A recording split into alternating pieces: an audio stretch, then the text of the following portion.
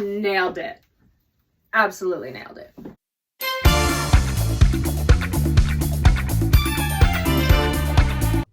Hello! Hi! This is quite a different appearance that I normally have when I film these videos. It's because I'm gonna do like a full sort of whole enchilada get ready with me, which is why I have my hair pinned up in these little curls. And it looks a little odd. And that's why I'm barefaced. And this is how I look most days. Hey, I'm Whiskey Darling. Welcome if you're new. Thank you if you're returning. I promise there's only up from here, okay? If you're new here, let me just fill you in really quick. I am a fledgling YouTuber, and I'm trying to sort of figure out where my niche is. I've previously to this done primarily makeup videos. I recently did a thrift haul and styling video, and I feel like my feedback on all of these are sort of inconclusive. So I don't know what you guys like better, or if you like any of it at all. So I thought today, let's just marry the two. And so I'm going to do a sort of makeup get ready with me / tutorial, and then we're gonna do a quick little vintage styling, clothing style thing. And let's hope by that point, I'll at least be better at speaking. I don't know what's going on. First and foremost though, I kind of want to address the lighting. If anything, I guess my YouTube niche so far is having really sketchy bad lighting, consistently inconsistent. But weirdly enough, this lighting kind of works a little bit for what I'm going to talk about today, and it's provided the best segue ever. I am going to be doing a 1940s Femme Fatale film noir look. I know, it's pretty cool. And so these harsh shadows are actually a part of film noir. But let's back up, shall we? First of all, I want to ask if you are new here, or if you're not new here, if you wouldn't mind just giving this video a like, or, you know, if you haven't yet, go ahead and subscribe, please. Or you can do both. I feel like my introductions are notoriously long. I'm going to try to keep this short. We're just going to dive right in. I'm going to start doing the makeup look, and then I'm going to start to talk a little bit about like why I'm doing this. So anyway, shut up me. To start, I already had like all of my serums and whatnot on. So I'm going to start with right here with a primer. This is the Cover Effects Gripping Primer. It has got this sort of very interesting consistency. It really just kind of does what it says. It's very grippy, and it feels a little weird on your skin right away. I mean, especially in comparison to other primers. But what I like about this one is it is great if you are going to be using like a liquid foundation or a high coverage foundation. Kind of goes part and parcel with that. I don't know what part and parcel means. Next, I'm going to be applying something that I usually don't wear and I don't love, but in the interest of being as historically accurate as possible, and by that I mean historically accurate as far as what I have on hand. So I typically do not wear a liquid foundation. I just don't love how it works on my skin. It settles into my pores and fine lines, and by which I have a lot of fine lines. I have a lot of texture on my skin. I have scarring and whatnot. I don't like the way that liquid foundation sort of almost highlights those. However, I kind of wanted to do a liquid foundation so that at least this video seemed a little bit more historically accurate, in that one of the huge makeup innovations in the 1930s, and then which really impacted the 1940s, was Max Factor's pancake makeup. And this was a makeup that was specifically developed for the film industry.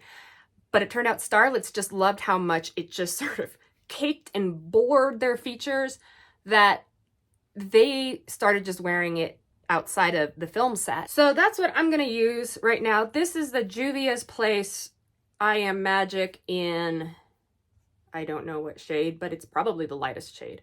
Anyway, as far as a foundation goes, I do like this one, you know, for a liquid makeup.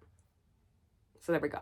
Let me just, also, you'll probably notice that I'm not great at putting on liquid foundation because I don't do it that much. But this one is a full coverage, which I feel like would sort of mimic that Max Factor pancake. And I'm done. Okay, so I'm gonna blend. Try to be quick like a bunny, because I know you guys you have things to do. You know, you can't just be wasting your day watching some clown put on makeup here. I kind of want to talk about what exactly I mean by a femme fatale in 1940s film noir movies. So let's break that down a little bit. See, this is what I don't like. This is why I don't like liquid foundation on me. I feel like it just breaks apart right away. So anyway, what is a femme fatale? A femme fatale is pretty much any lady that's fun. Well, and what I mean by that is just that. Usually it's the woman who leads a man to his downfall. It's throughout history and throughout mythology. I mean, you know, Eve herself in the Bible, if you partake, was a femme fatale. She lured Adam into sin. And, you know, other references, you could say Medusa, Cleopatra. Anyway, I mean, the literal translation of femme fatale is fatal lady. So there you go. I have blended as best I can with this. I'm going to get out my concealer. This is the Tarte Double Duty Shape Tape. Will that focus? Tarte Shape Tape, whatever. There we go. I'm blending the under eye concealer. So I'm going to go in with this. Who is this? Gerard Cosmetics Clean Canvas Primer. Anyway, while I'm doing that, so we know what a femme fatale is. Now let's talk a little bit about what film noir is. And I personally think the heyday of film noir is the 1940s and 1950s, although it can be traced back to the 1930s. And there are still film noir movies being made to this day. And what film noir is actually a little bit contentious, because film historians and theorists argue if it is in fact a film genre or not. It's not for me to say, although, fun fact, dear viewer, I have a degree in film from CU Boulder. Anyway, so I should know a little something about a little something. But here's the thing. That debate has never been solved. It's still, people are fighting about it. And I would lean towards it being a genre, but I can see how people wouldn't think it's a full-blown genre. You know, like a genre like musical, comedy, thriller, horror. Those are your genres. And the thing with film noir is it can kind of be placed in some of those categories. Maybe not comedy or musical, but, you know, film noir can fall into horror easily. It can fall into thriller easily. But enough about that. What the hell is film noir, you're asking, if you're still here. Film noir is essentially, it's this sort of gritty film. Okay, let's go back really quick though. A little bit about going back to the 1940s makeup. This is, wow. I don't know how confusing this is going to be. So in the 1940s, obviously, for the greater part of that decade, or at least part of it, we were at war. And so things were being rationed, and that included makeup. So a lot of women either couldn't afford to or could not get their hands on rouge or blush. So they would use their lipstick and double it as rouge. I'm not going to do that, but I do have this little thing. It's a cream blush and lip set, so those can double. I'm going to use this middle one here because cheeks were typically sort of a pinky rosy, maybe a little bit coral. We're going to go in with this. Full disclosure, I am not good at applying cream blush, so this will be a joyride, I'm sure. So it wasn't necessarily kind of more on the front like people are doing kind of now. It was a little bit, it would be used to contour and a little bit on the higher apples, depending on the look that you were going for. So especially with like what I've seen in Femme Fatale and Film Noir, it was definitely used to create a little bit more contour than anything else. So let's go in. This looks really dark right away, but it does blend out. I am just blending it with my fingers initially. I'm just gonna get to the other side so I can hopefully get it a little even. So anyway, let's talk about film noir. Let me get back on track. The term film noir is actually French again, and it means dark film. So that kind of gives you a little bit of an idea of where we're going. So it's your gritty sort of detective mysteries, your crime dramas, sometimes love stories, but it had to be a little bit more gritty and fatalistic. Now, film noir came about for many reasons. But I would like to point out that I think that a lot of the reasons that film noir developed into what we were seeing in the 40s and 50s and ultimately today is because of Nazis. I know. I don't like to give Nazis credit for any damn thing. Believe me. But the reason that we can kind of trace a little bit of film noir back to Nazis is because during the 1930s, when dipshit Hitler was taking power, a lot of artists were fleeing Germany. So the U.S. then, in part, got a lot of influx of German immigrants and a lot of German artists and a lot of German filmmakers.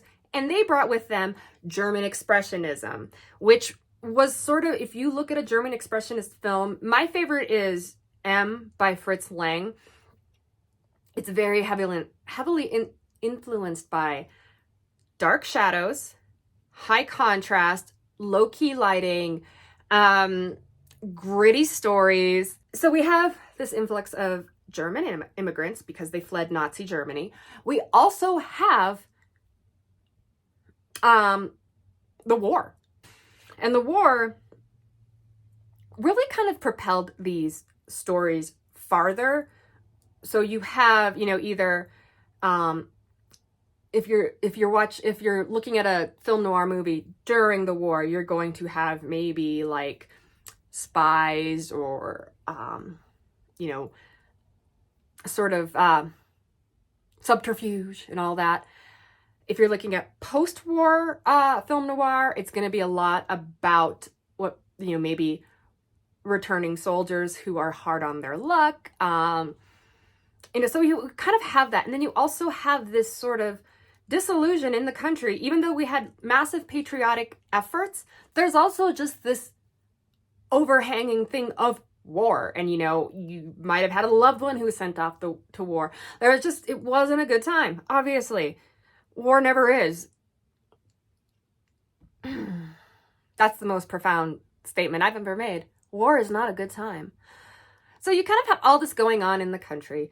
And so that's sort of like driving a lot of these stories. Like I said, you have private eye stories, crime, murder, heists, all those things that are actually quite fun to watch. So I have the sort of that cream blush blended in. I kind of like what it did. I am now going to sort of seal my foundation with this translucent powder by Patrick Starr. It's the one size in light. Okay, so the other thing that I believe really contributed to the popularity and the success of film noir as a movement slash drama or slash genre, depending on what you think, how you feel about it, is this thing called the Hays Production Code.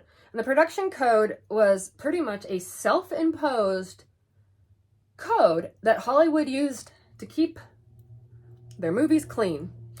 And the reason they did that is because in the 1920s, there was a series of scandals from Hollywood starlets and stars and murders and all this stuff. So the public was starting to say that Hollywood was a bad influence on people. And by the public, I mean religious groups. They were the ones who were sort of losing their shit over quote unquote morals in Hollywood. So, amongst rising concern from religious groups and several states enacting their own morality laws when it comes to what can be shown in their movie theaters, the MPPDA, which is the Motion Picture Producer Director Association, that's what it was called at the time, decided to just go ahead and enact their own code to just shut everyone up, essentially. So they got this guy, Hays. They hired him as the overseer of the production code. And he was also deeply religious. And so he also met with leaders. He met with a Jesuit priest, and then there's another Catholic leader, and they all came up with this little code. I am giving you the the boiled down history. Essentially, there's a lot more to it, and there was a lot more back and forth and like negotiation as far as like what they would do or what they would enact. But so basically what it came down to was you couldn't show sex, violence, crime. You couldn't make fun of the clergy. You couldn't, oh God, whoo boy, what am I doing here? You couldn't, like an example, like you couldn't have loose women. You couldn't, but you also couldn't have violence towards women. You couldn't, one example is, and this is a pretty classic example, but I think it's hilarious. Oh my God, what have I done? You could not have two people sitting on a bed together. Or if they were, you could definitely not have two people in the same bed together. But if they were sitting on the same bed, they had to have 1 foot on the floor. Also, even if just a woman was sitting on a bed, she had to have 1 foot on the floor. Because, dear God, what would happen if you showed a woman sleeping in a bed? All right, so I'm going to go ahead and cover this up again. Oh boy, this has just gone off the rails as far as this makeup look.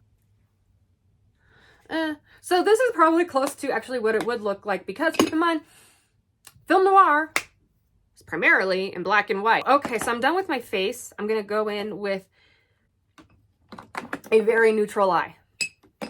I know I keep saying when I get into the production code, this is really hard to switch gears between film and makeup, film and makeup. So the look of the 1940s was very much a subtle eye, very subtle eye, but a bold lip. So I'm going to quickly go in with this neutral palette by Dominique Cosmetics. I don't love neutrals, but I do love this palette. It's really good. Very, very good. I'm going to go in with a fluffy brush and just do a little darker color in the crease. Anyway, so the production code just really sort of limited what movies could do. So it stifled creativity in a lot of ways. But then I guess in a lot of ways you could say that it also helped creativity. Now, you're probably thinking, well, you just said that film noir was all about crime and femme fatales and loose women and blah, blah, blah.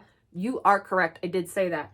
So one of the ways that you could skirt breaking the production code is if, and this is, I swear to God, this is a fact, is if the person acting amorally was punished at the end, essentially. So if you had a loose woman, or if you had a violent gangster, as long as they get what's coming to them by the end of the movie and the story arcs in which you've learned a moral lesson, then that was okay. And so here's a little hack if you're ever watching a film noir movie and there's a lady on there who's the most interesting and the most fun. Well, to paraphrase Whoopi Goldberg in Ghost, Molly girl, you're gonna die. So that fun lady is most likely gonna die. The film noir femme fatale woman would lure this sort of also grizzled and toughened guy, typically, into a whole series of unfortunate events. I'm going to go in now. So I've done sort of a little bit, this would even be considered too dramatic, I think, for the 40s. But again, because I'm doing more of a filmic look, I'm making it a little darker. So I've got this darker color on the crease, and then I'm going to go in with this lighter color here called Natural on the lid. So yeah, that's how they got away with it. So usually, I mean, I could look at the plot of, let's say, Lady from Shanghai, which was Orson Welles and Rita Hayworth. I won't go too much into the plot, spoilers, but anyway, Rita Hayworth is married, but she has an affair with Orson Welles. You know, he ends up being on trial for a murder that he didn't commit, primarily due to her. Yada, yada, yada. She dies because of her scandalousness. And so that's what you're going to have throughout. Film noir was not a great genre for women by any means. It was very misogynist, very, just like all films of the time, usually racist and homophobic. Which is what cracks me up about the production code, because they have all these lists of things that you can't do. Like you can't show a woman gambling. You can't show a woman gambling because think of the children. But you can have blatantly racist and misogynist and homophobic content throughout the whole thing. But make sure you have one foot on the floor if you're in a bed. Okay, I'm going to finish up the eye look. So I'm going to do an eyeliner, but I'm not going to do a wing because we were not doing wings in the 40s. Typically, again, you would be multitasking your products, because unless you were in Hollywood, even if you were in Hollywood, a lot of things were rationed, so you couldn't get them at the time.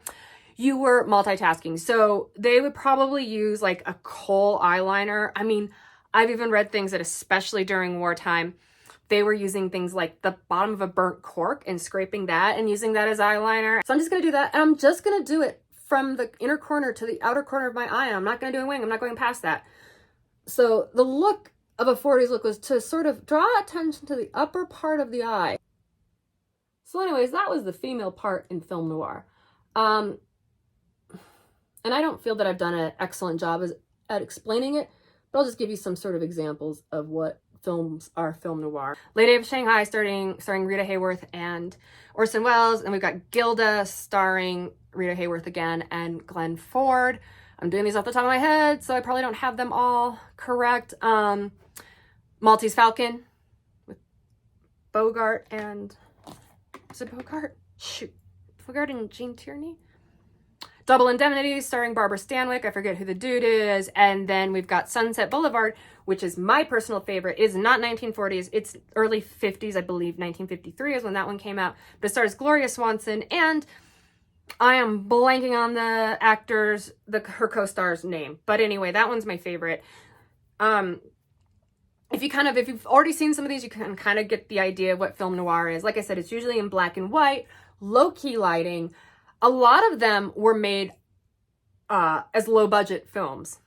And then, so that a lot of the film techniques were affected by that too, just budget. Like, color was more expensive.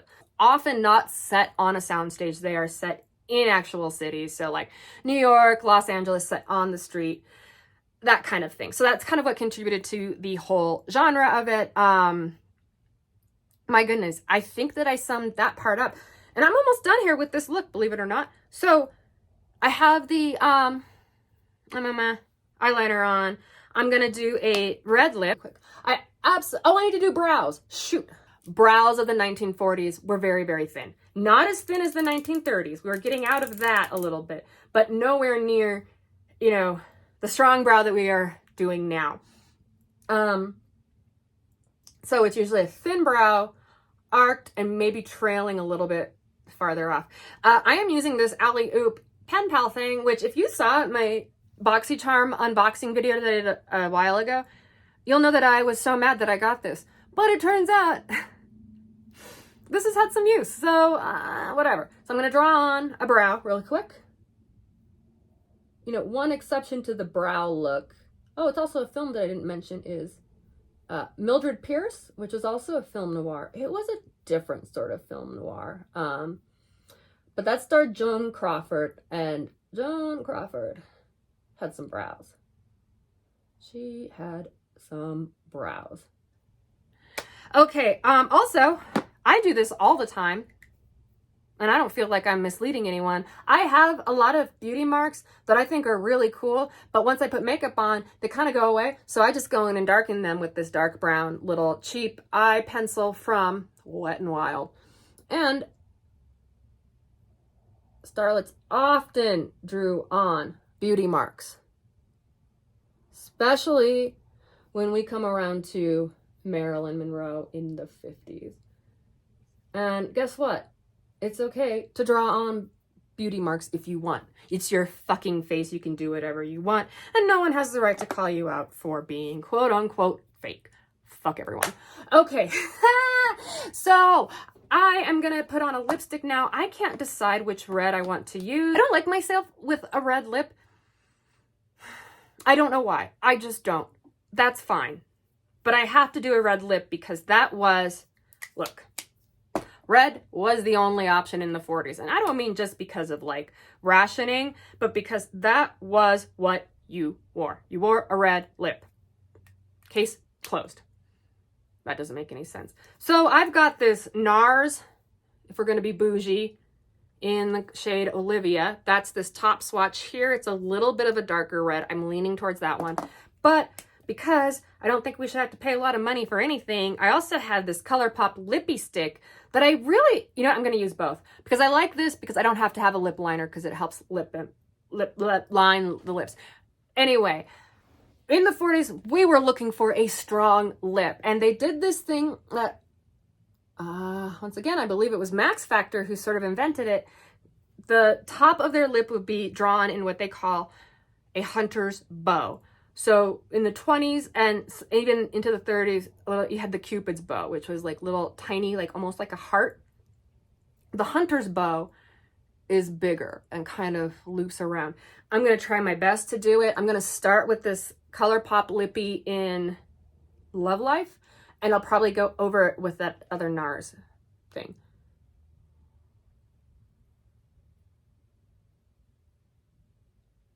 Women, like today actually, would draw outside their lip in lip liner to give themselves a bigger lip, because that's what was popular. I mean, again, think Joan Crawford. In fact, did I mention it? The hunter's bow design was developed for Joan Crawford in mind.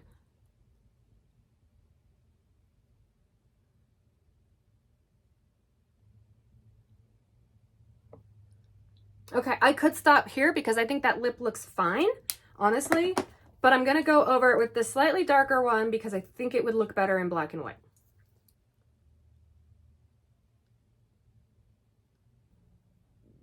So I'm just gonna do, if I had a good pair of false eyelashes, I would put them on right now because false eyelashes were actually pretty prevalent in the 40s. But I'm not gonna, because I don't have a good pair and I really don't want to put lash glue on my eyelashes at this moment. But what they typically start to do is accentuate the outer lash. If you look up at close-ups of women's makeup in Hollywood,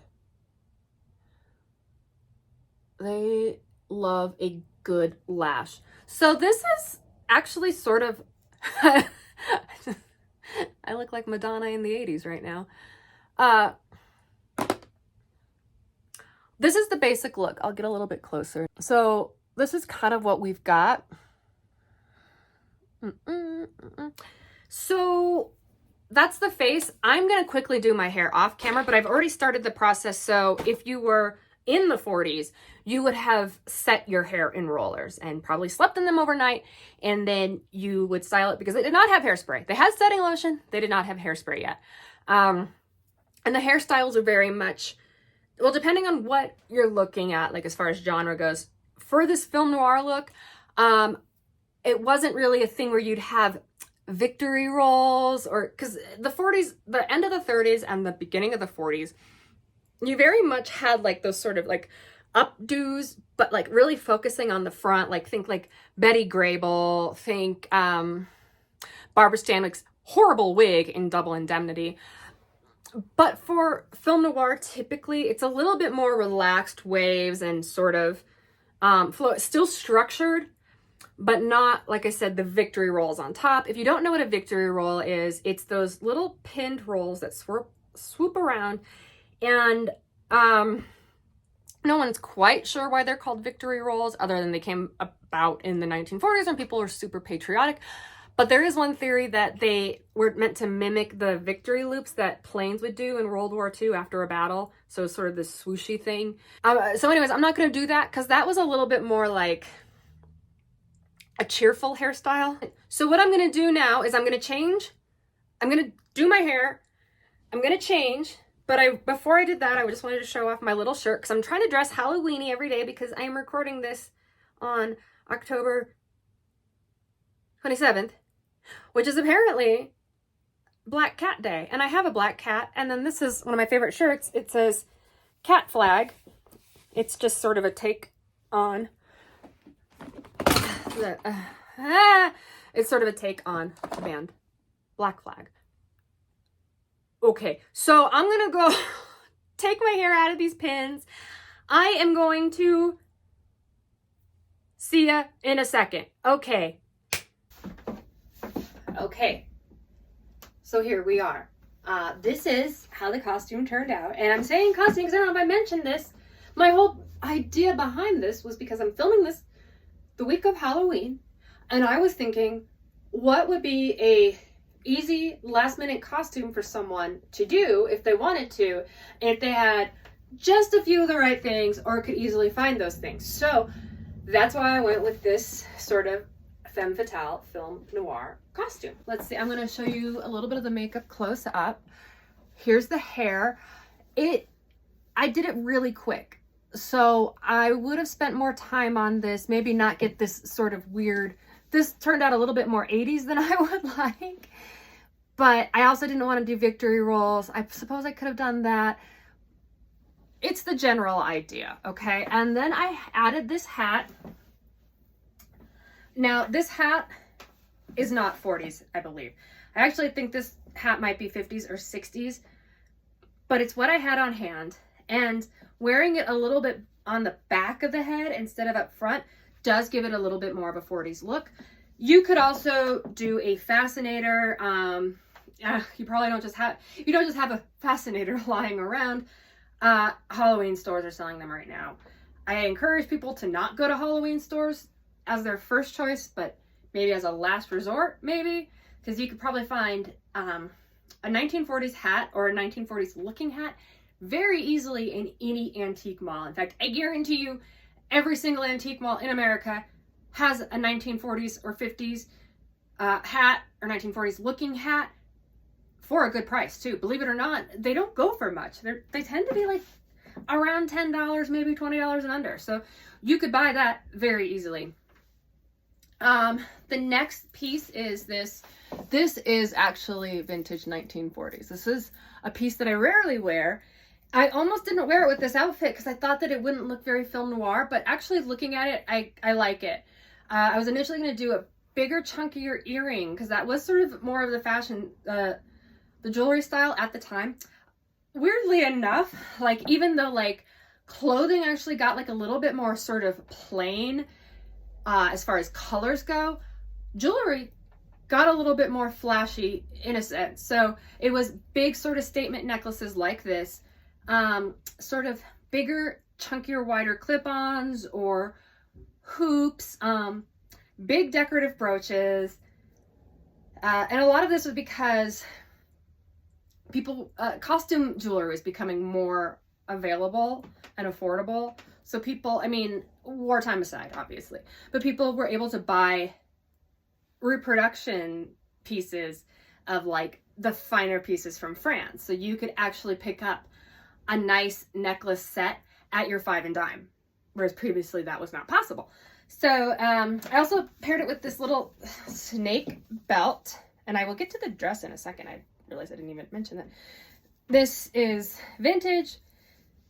I don't think it's 1940s. I think it's 1960s. I'm not sure. Also, full disclosure, there's a lot of things I don't know, and we're all figuring this out together, right? I do have these actually I do believe are vintage 1940s gloves. They are navy blue, but for our purposes, if I was gonna go to a film set, it wouldn't matter because it would be black and white, and because it is navy blue, it has a little bit more contrast against the black dress. Right.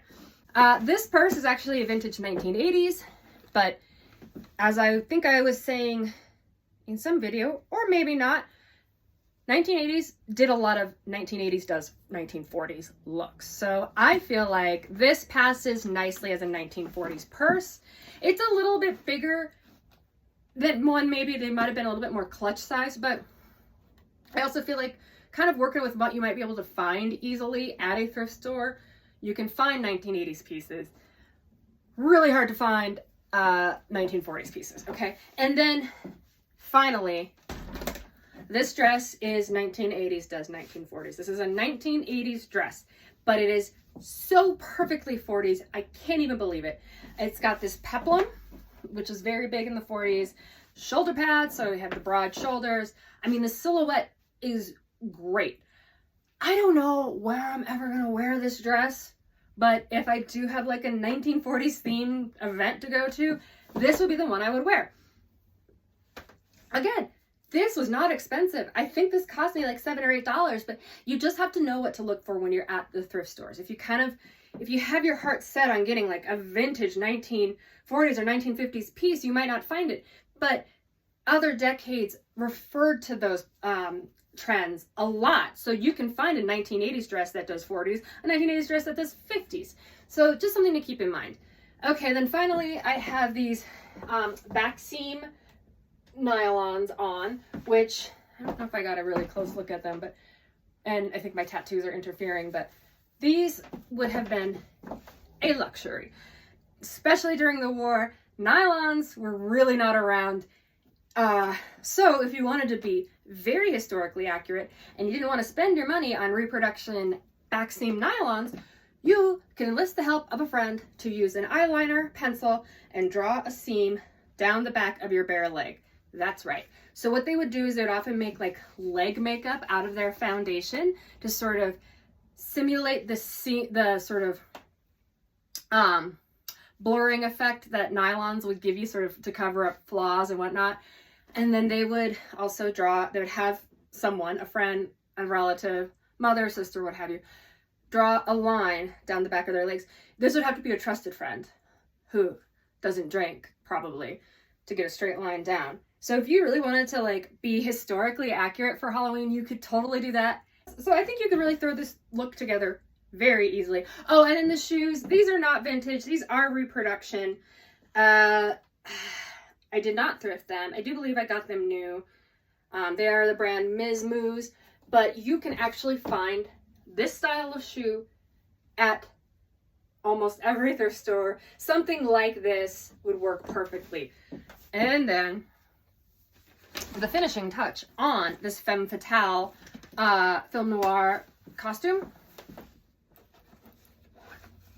would be a little tiny bottle of arsenic. So this is just a glass bottle that I have.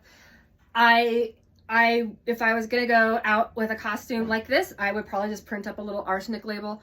Honestly, you can also get like bottles of quote unquote poison at like Spirit Halloween, or even like just Joann's and Michael's if it's not all gone.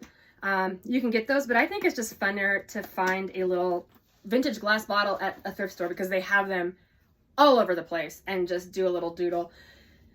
Obviously, if you wanted to, for a Femme Fatale, you could have a toy gun. I just hate guns so much, and I think a little bottle of poison is so much more creative.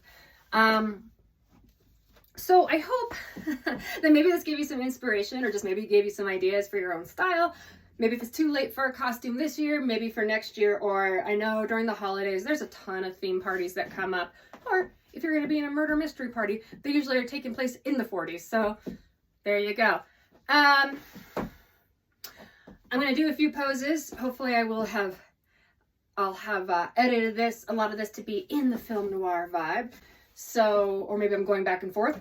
Who knows? I don't know. So I'm going to do some sort of poses. Maybe play some creepy music. Or not creepy, but some dramatic music. Wish I could think of a good line.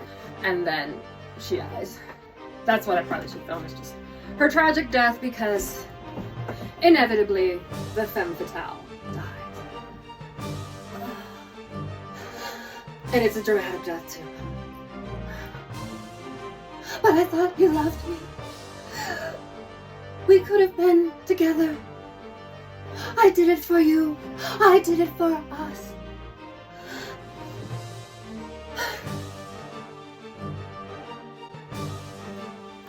Nailed it.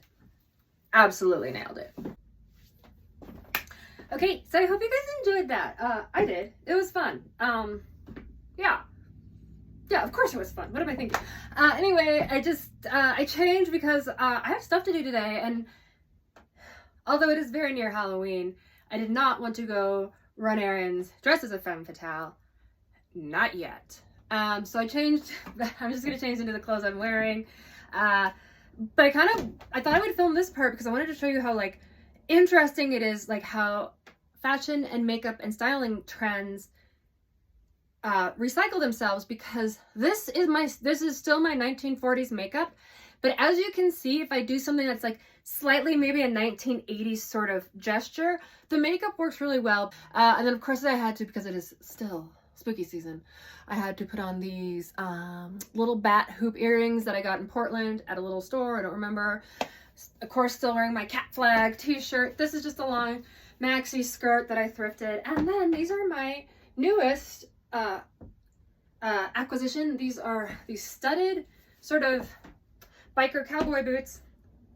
They are Sam Edelman. They are usually probably pretty expensive, but I paid $10 for them at a thrift store. So there you go. Keep thrifting. Anyway, I think that's it. So again, I really hope that you liked this. But also if you didn't, you can go ahead and let me know. It'll hurt my feelings and make me sad. But if you want that weight on you, go ahead. Anyway, if you would be so kind as to like, subscribe, ring that notification bell. That just helps me out getting my videos out there. And how about, I mean, you might as well share this burden with other people. You shouldn't have to carry it alone. So introduce more people to me so that they can share this burden with you. All right. Thanks so much. Once again, I am so appreciative for you tuning in. Give me some suggestions on what you'd like to see next time. Hey, if you have a compliment for me, I'd love to hear it. And if you don't, then you can keep that to yourself. All right. Bye.